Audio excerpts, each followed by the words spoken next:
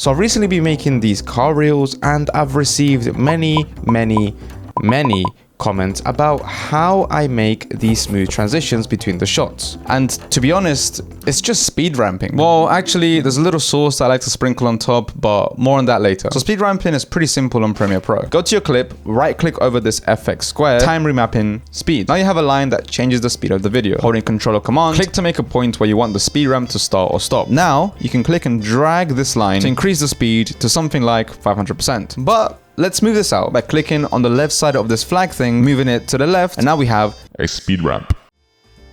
Now you can actually smooth this out further by clicking on the flags and dragging this little middle handle around to smooth out the edges of the ramp. But I find this makes a very small difference. You do have to select the right clips to go next to each other. For example, if they're going in the same direction, left to right to left, or if you're doing a consistent movement, you can actually speed ramp from one section of the car to the other section of the car. And it looks really cool. You can combine that with adding some slow zoomings to make a very dynamic looking shot, such as this one. Anyways, the secret sauce is liking this video so that the YouTube So the sauce that I sprinkle on top comes as a solution to the following problem. What odd thing do you see about this clip? From my opinion, it looks very jittery, sharp, and kind of jarring to the eye. And the way that we fix this is by adding motion blur. And now the shot is more in tune with the laws of physics. Now, there are two ways that you can add motion blur. One of them costs you money. The first is using the Real Smart Motion Blur plugin. Now, I paid for mine, but I know there are some other ways that you can get it.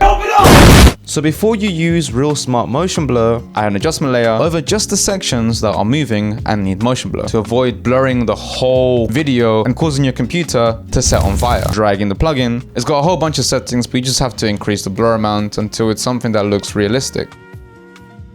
Smooth. However, if you don't want to dosh out the money for this plugin, or you can't find a tutorial showing you how to get it, then you can use directional blur. Add an adjustment layer and directional blur, keyframe a rise and a drop.